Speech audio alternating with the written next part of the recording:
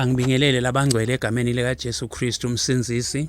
Siyabonga abazalwane sitawukhuluma ngendzaba lesencwadzini ya Genesis chapter 8 verse 22.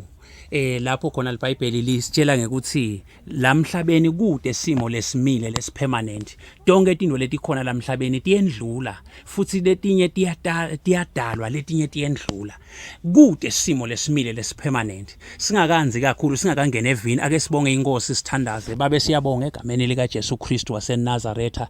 Ngibonga lelithuba Nkosi lekukhuluma ngelive lakho. Ngicela ke Nkosi ungene elwimini lami engqondweni yami ngingakhuluma inzandvo yami ngingakhuluma emavi ami nenhlakanipho yami kodwa ngikhulume elive lakho lona lodwa njengoba linjalo. Kwende lokhu Nkosi wendele buhle belidumo lenkosi yethu Jesu Kristu now and forevermore. Amen. Siyabonga ke bazalwane asichubeke nelive la uNkulunkulu.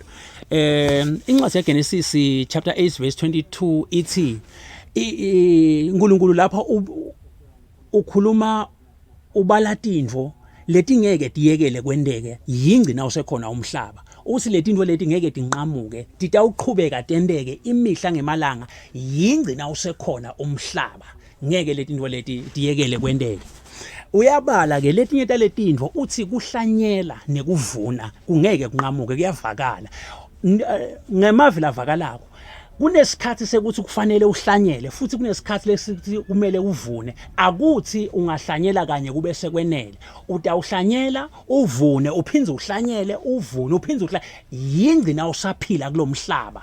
Yingci kusenendo lebitwa ngithiwa ngumhlaba kumele na kanjani kuhlanyela ungayekeli. Mhlawumbe uhlanyele ebhizinisini kwangahambi kahle wangakhona ukuvuna kodwa qhubeka uhlanyele lisikhona isikhathi sekuvuna ngoba lithi iBhayibheli kuhlanyela ngeke kunqamuke nekuvuna ngeke kunqamuke. Utawuhlanyela nesikhathi sekuvuna siyeda noma kukhona lobo kwendile kwangahambeli kahle phindze futhi wende kutakuhambela kahle ngoba kude simo lesipermanent. Athi ke lo mbhali kuqanza nekushisa ngeke kunqamuke. Ngikhuluma nje sisebusika kuyabanza ama temperatures are low.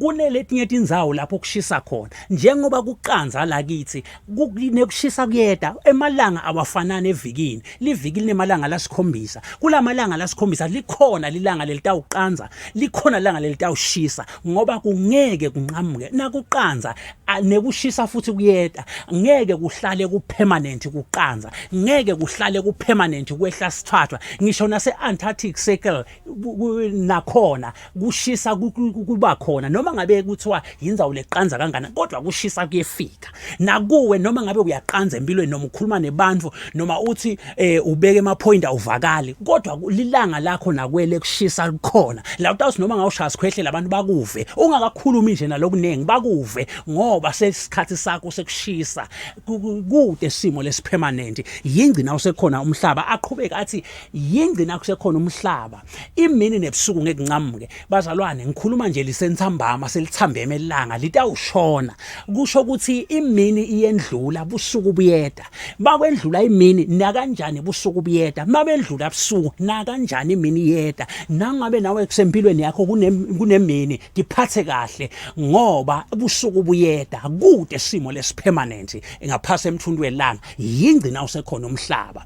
Kanjalo noma ngabe empilweni yakho uexperience abusuku kungisebusuku kumatima ubathe uyadweba awubambi lutho lalela imini yeda nebafunzi bake basebenza abusuku bonke badweba bangabambi lutho kodwa imini yavela laphuma lilanga yavela imini batibamba tihlandi kukhathateka kwabo kwasebusuku kwaphela nabo baba nekujabula ngekwemzuzwana nje ngekuntshintja kwesimo ngekuphuma kwebusuku yavela imini kuyavakala kude ebusuku lobunemandla noma lobuqine noma ke lobuliqinisi kangangekuthi bungeke bulivumele lilanga liphume noma ngakumnyama kangakanani kodwa lilanga litawuphuma kuyavakala.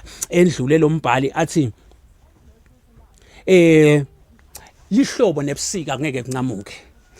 Ngikhuluma sine eSouthern Africa kusebusika kuletinye tindzawo kusehlobo kodwa ake ngikutshele ngikwethembise ukuthi njengoba kusehlobo nje kusebusika nje lihlobo nakithi liyeda nakulabanye busika kubo buyeda lendvo iyanjinjana njengekujabula Yingci nawusekhona umhlaba kude simo lesipermanent kusehlobo nje nebusika buyeda letinto leti ngeke tiyekele kwendeke kunaletinye letingakalithiswa eBhayibhelini lekufanele nato utichaphele njengebuphuya nebunjinga yinto lehlala ikhona labanye banjingile labanye baphuyile lomunye bekanjingile itolo kuyasa uphuyile lomunye bekaluphuya kuyasa unjingile kude simo lesipermanent emhlabeni Yingci nawusekhona umhlaba ake ngikutshela kujabula nekukhala kungeke kuncamule labanye bayahleka labanye bayakhala athi lomunye kujabula kuhlola kukhala umuntu abehleka namuhla agagadzela kuhamba kahle kusasa uyakhala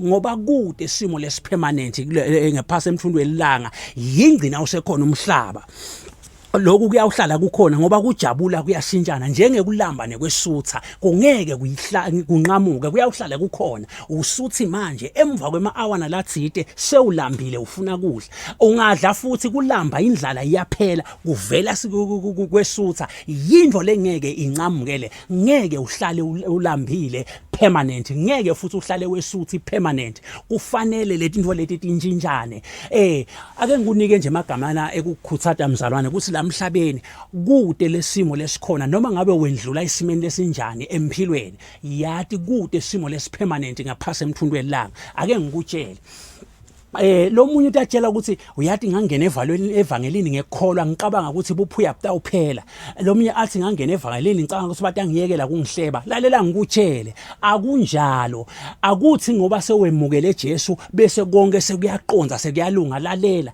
liBhayibheli lithi uthi Isaiah noma ngabe sihamba emlilweni noma ngabe sihamba emlilweni ngeke usishise noma ngasihamba emandini lamakhulu ngeke asemukise alithi liBhayibheli ngoba sengiyakholwa emandini lamakhulu atawuvele ome asuke nemlilo utawuvela uqime cha utawuba khona kodwa lokutawendeka thine noma kunjalo sitawuba nemandla ekuhamba kulamandi sibe nemandla ekuhamba kulomlilo letimo leti titawuhlala letikhona uma ngabe bothi tjase ngoba sengiyakhola ngeke basangihleba ngeke basangibalela ukuthi mhlawumbe ngeke ngakhipha sisu noma mhlawumbe ngeke ngenda lokana lalela uyiphekabi Yingci nawusekhona umhlaba inhlebo itawuqhubeka ake ngikutshele umprofeti Elijah ngalenye lemalanga abehla athi hambela bafana bamsukela bambita wena mbandla nzini bamethuka bamnyembenya ngekuthi abenembandla lithi iBhayibheli kuloko kumethuka kwakhe uNkulunkulu waveta emabhele abadladlabula bongu42 ababulala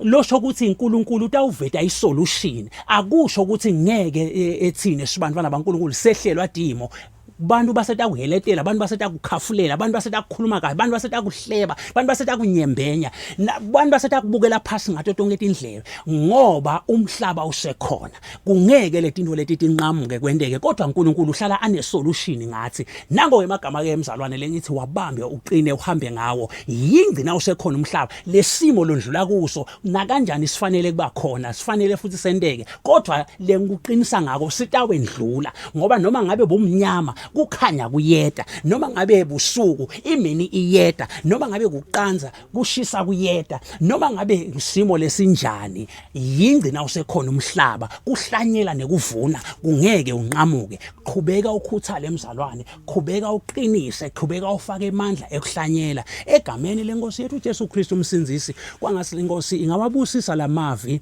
iwende athole imhlaba lonothile etinhlitiyweni tethu bese ayahluma abanetimbanze letijulile ayasicondzisa kuko konke kwendeke lokhu kwendele ubuhle nelithumo lenkosi yethu Jesu Kristu now and forevermore amen.